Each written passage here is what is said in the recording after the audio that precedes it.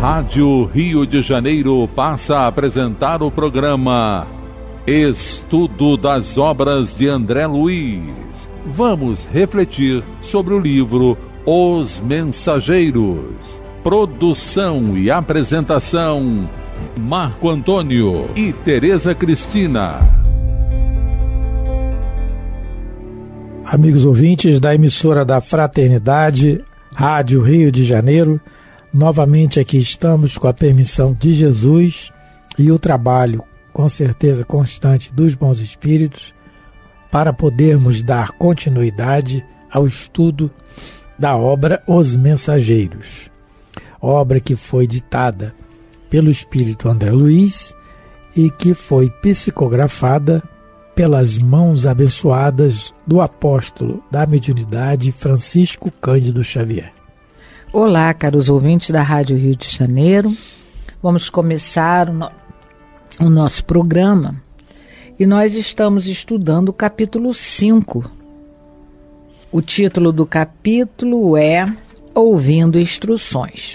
O André Luiz, lá no centro dos Mensageiros, vai assistir uma palestra de um trabalhador chamado Telésforo. E o Telésforo está conversando com eles e nós estamos estudando a conversa, a palestra que o Telésforo deu para todos aqueles interessados em vir ajudar os encarnados e os desencarnados em sofrimento. Só para lembrar, o André Luiz e o Vicente são os dois médicos que pertencem à turma do Aniceto. O Aniceto vai ser o instrutor, o mentor do André Luiz em todo o livro, nessa obra aqui, Os Mensageiros. Esse trabalho que ele realizou do lado do Aniceto, aqui na Terra. Então, começando o curso, esse curso que o André Luiz está fazendo, ele vai assistir essa palestra. Então, no último programa, o Telésforo falava que existem muitas pessoas que ainda se conservam numa teimosia muito grande, não querem abrir para as questões espirituais da vida, para a transcendência da vida, mas que eles não iam ficar presos a isso. E aí ele começa a falar que a Terra, cada dia mais, ela está sendo envolvida, em vibrações, como ele coloca aqui, em vibrações invisíveis de condição inferior. Cada dia mais a Terra está... Por quê? A gente conversou no último programa, que a mente do ser humano, ela está muito materialista, ela tá muito egoísta, muito preconceituosa. Então, a gente, infelizmente, enquanto encarnados estamos vivendo uma vida, vamos dizer assim, sem espiritualidade, rompendo a conexão com o mundo superior. O que acontece? Porque a ligação sempre há. A opção é nossa. Ou a gente vai caminhar na direção dos superiores, ou a gente vai ficar estacionado, e na decadência, se unindo a espíritos inferiores como nós. A lei se chama lei de sintonia. A gente atrai, de acordo com os nossos sentimentos e os nossos pensamentos. Então, o Telésforo comentou sobre isso e nós nos reportamos ao livro Libertação. O Marco também leu o Evangelho, dizendo que, apesar de tudo, a Terra, da má vontade de alguns, a Terra vai continuar também caminhando, progredindo, porque é da lei de Deus que tudo caminhe para a luz, mas nós temos o nosso livre-arbítrio. A gente pode escolher seguir com os bons, tinha horas que era o Chaves que falava, sigam-me os bons. A gente pode escolher, seguir os bons, ou a gente pode estacionar, e ficar atrelado a esses espíritos. Lembrei. A gente comentou também no programa passado que o objetivo está lá no livro Libertação, capítulo 1, se eu não me engano, 1 ou 2. que o Gubbio fala para o André Luiz, lá no livro, que o objetivo desses espíritos das trevas é manter a mente humana em estado de primitivismo, porque assim é mais fácil dominar. Uma consciência desperta, ela é mais difícil de ser dominada, porque ela conhece. Jesus mesmo falou isso para a gente. Conhecereis a verdade e ela vos libertará. Uma das interpretações quanto a essa fala pode ser essa, porque a gente conhecendo a Deus, conhecendo o trabalho dos bons espíritos, entendendo e sabendo que a morte não mata, a não ser o corpo, né, que se transforma, que a nossa alma é eterna, que a gente é imortal, a gente pode fazer escolhas melhores, não é? Então agora vamos começar.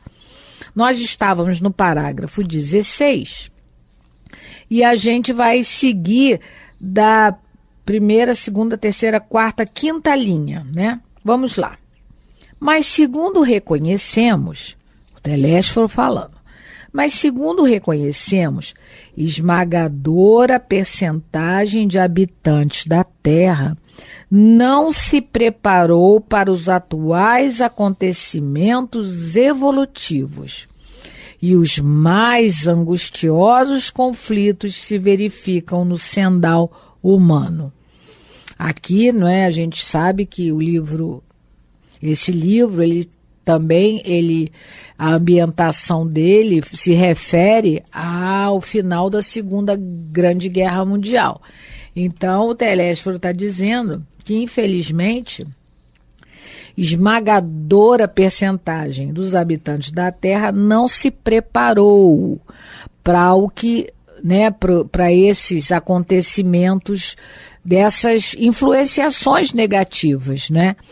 Jesus fala para nós sobre essa nossa invigilância a nível espiritual quando ele conta a parábola das 10 virgens, ou a parábola das virgens insensatas, imprudentes, não é? Ele fala sobre isso, porque nessa parábola ele mostra para todos, né, que todos precisavam se preparar para começar a fazer essa conexão com a espiritualidade superior que ele representa aqui na Terra, porque Jesus aqui na Terra representa a divindade. E ele, né, na parábola, ele fala que o noivo ia se casar, que na realidade é ele, né, porque na Bíblia hebraica, casamento é sempre usado como conexão. A palavra casamento, né, essa coisa do casamento, é a conexão com o inferior com o superior. Então ele fala que para esse casamento, algumas moças se prepararam, algumas virgens, levaram combustível suficiente para chegar até o casamento, e outras, as imprudentes, não conseguiram esse azeite. E também ele fala que esse combustível espiritual, ele diz nessa parábola que você não pode transferir para o outro. Por mais que você ame o outro, você não tem como passar para o outro esse combustível da tua espiritualidade, porque isso é um desenvolvimento pessoal, mas é intransferível, não tem como. Não tem como a gente passar por outro o sentimento que a gente já desenvolveu de gratidão. Ele vai ter que desenvolver. Um exemplo, né? Então a pessoa conseguiu desenvolver o sentimento da honestidade. Ela não tem como passar para o outro. Então nessa parábola Jesus falava sobre isso. Falava-se sobre as virtudes que a gente precisa cultivar como combustível para as horas mais difíceis da nossa encarnação. E esse preparo que ele fala, essa falta de preparo, né, para os atuais acontecimentos evolutivos. O livro é de 1944, como a Teresa lembrou, na época da Grande Guerra, e de lá para cá as guerras continuaram e a tecnologia também avançou. Então o preparo, né, nessa questão do preparo, e nós sabemos usar as bênçãos também de Jesus, as bênçãos que os Espíritos nos trazem através da tecnologia, porque são missionários também que trazem isso, para o bem. E isso é que é o problema da nossa invigilância. Então, essa falta de preparo é como a gente for fazer uma prova e a gente não se preparar adequadamente. Quando a prova chega, a gente acha que sabe e fica reprovado. Nos enganamos a nós mesmos, né? Então, essa falta de preparo passa por aí, pela nossa invigilância. Quando a Teresa colocou a questão dessa parábola, né, das virgens, o casamento da noiva, do noivo, né? Do casamento é a terra com Jesus. É o casamento que vai haver quando o planeta já estiver regenerado e futuramente mais do que regenerado, né? Planetas mais superiores ainda. Então, nesse casamento não tem divórcio, não. Não tem divórcio, não. Então é um casamento. Então, e outra coisa, um detalhe importante que a Teresa falou, quando essa questão do preparo para os acontecimentos, ele é individual, né? E os acontecimentos se sucedem de tempos a tempos. A gente tem que ter o preparo individual nosso para aquilo que vai vir. Se nós estamos inseridos num contexto de violência, é porque nós pregamos a violência no passado. Nada mais simples assim. Nada mais sem mistério nenhum, né, em relação a isso. Ação e reação. Né? A toda ação corresponde a uma reação. No mesmo sentido, da mesma intensidade. Né? Então, dizendo para nós que não existe injustiçado, existe injustiça, mas o injustiçado não. Se existiu um injustiçado, foi ele mesmo, o próprio Jesus. Então, quando ele fala que a esmagadora percentagem é a grande maioria da Terra, aquilo que nós colocamos no programa passado, da questão da invigilância da grande maioria da humanidade nossa, tanto encarnada quanto desencarnada, né? Lembrando sempre da parábola do joio e do trigo, que está no Evangelho de Mateus, capítulo 13, em que Jesus diz que deixa crescer junto até a ceifa. E aí o joio é separado do trigo e o joio é queimado. Nos raciocínios passados, falávamos que era queimado no fogo do inferno. Só que agora, com o raciocínio melhorado do Evangelho, que a doutrina espírita vem nos trazer, a gente sabe que é o fogo que queima. É o fogo sim, mas que queima as imperfeições. E aí vem as expiações, as provas futuras que vamos passar pelo nosso livre-arbítrio, não é? Então, continuando mais um pouquinho. Vamos continuar. A ciência progride vertiginosamente no planeta e, no entanto, à medida que se suprimem sofrimentos do corpo, multiplicam-se aflições da alma. Existem as estatísticas que mostram, né, até anotei aqui, segundo a Organização Mundial da Saúde, mais de 1 bilhão de pessoas são portadores de distúrbios mentais. E entre eles, o maior atualmente é a depressão e seguido pela ansiedade. Isso são aflições da alma. Então, a nossa ciência, a nível, né, para restabelecer o corpo, ela está avançadíssima. No outro dia eu estava vendo que existe um robô que o médico pode estar num país, esse robô está em outro país e ele consegue acessar o robô e fazer uma operação à distância. Imagina isso, não é? Imagina a gente, né, sendo operado à distância por um médico, né, capacitado, as vacinas que chegaram para o mundo, tantas descobertas, a decodificação, né, lá do nosso gene. Então, existem muitas coisas que a ciência avançou muito, muito, muito. A própria comunicação, né? Quando é que a gente podia imaginar, 50 anos atrás, se você ia conversar com uma pessoa num outro país, e assim, olhando ela instantaneamente, quando é que a gente podia imaginar? Mas é como o Telésforo diz, a ciência avançou muito, mas as aflições da alma também. Por quê? Porque a gente não se preparou a nível espiritual para os dias de hoje. E é por isso que muitas pessoas acabam usando a tecnologia para o mal, não é? Infelizmente, muitos corações ainda, corações atormentados mesmo, doentes, né? Temporariamente. Desequilibrados, usam toda essa tecnologia científica para o mal. Então, por que as pessoas, né, esse número alarmante aqui de distúrbio mental? Porque, infelizmente, ninguém se preparou em, vamos dizer assim, embelezar a sua própria alma. Só estão preocupados na manutenção do corpo e no embelezamento do corpo. É claro que a gente sempre lembra, eu propriamente lembro, gosto no livro Céu e Inferno, do caso da Condessa Paula, Espíritos Felizes. Ela era bonita, rica e de estirpe familiar, né? De sangue azul, vamos dizer assim. Seria hoje falar do sangue azul, de família nobre. Porque muita gente era de família nobre e não era rica, porque perdeu a fortuna, mas ela era. E ela está em mundo feliz. E ela conta como ela conseguiu passar pela prova da riqueza, da beleza e de tudo. Porque ela, em encarnações anteriores, ela amadureceu o seu espírito no sofrimento que ela teve que passar. Foram várias encarnações e expiações diferentes. Então, quando o Telésforo diz aqui que à medida que a ciência progride também aumenta o sofrimento, multiplica a aflição da alma, é que a gente está usando o nosso senso moral, o nosso senso de moralidade, ele não está amadurecido, estamos usando o livre-arbítrio para o lado errado.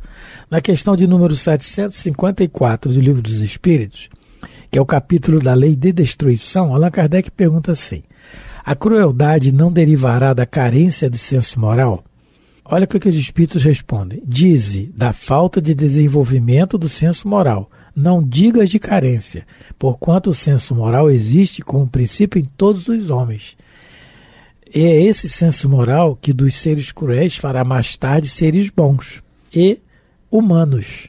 Ele, porém, existe no selvagem como o princípio do perfume no germe da flor, que ainda não desabrochou. Então os espíritos respondem a Kardec que todo mundo vai ser bom. É o que ele está dizendo aqui. Mais tarde, seres humanos, seres bons e humanos. Então, o que está faltando é o amadurecimento desse senso moral que nós temos, a partir do momento que nós começamos a habitar o nosso princípio inteligente, começa a habitar o reino nominal. Como está explicado, uma das explicações que a gente tem melhor é no livro André Luiz, no livro Evolução em Dois Mundos, obrigado, fugiu aqui. No livro Evolução em Dois Mundos, uma dessas explicações também. Então, esse senso de moralidade, ele sempre existe.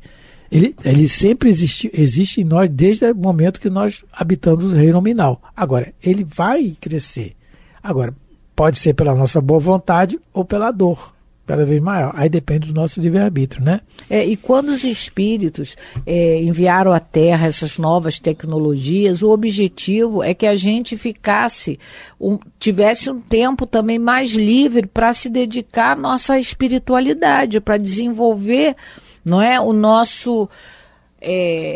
a nossa alma, que nós pudéssemos meditar. Eu não estou falando aqui de você escolher uma religião, não é isso, mas que você começasse a se sentir como espírito, meditasse nas coisas transcendentais da vida, né? As coisas que transcendem o material. O que a gente fez? A gente usa esse tempo que sobra para fazer bobagem. A gente fica mais tempo hoje em dia em redes sociais e que acaba não prestando atenção em nada, porque ali é informação, e você não consegue digerir quase nada. E o momento que você podia estar se dedicando a um estudo de algo mais sério, ou fazendo algum trabalho, né, que não fosse, vamos dizer assim, da sua obrigação, algo mais que você pudesse fazer para ajudar ao próximo, mas a gente acaba usando esse tempo livre para fazer o que não deve, infelizmente, né? Então vai seguir, continuar a leitura? Eu ia só falar um pouquinho, porque o Telésforo fala aqui das aflições, multiplicação das aflições da alma, e o Espiritismo é a doutrina da consolação e da esperança. E no Livro dos Espíritos, na questão 756, tem uma resposta sensacional que os espíritos dão a Allan Kardec, como se nenhuma fosse sensacional, mas essa eu gosto muito.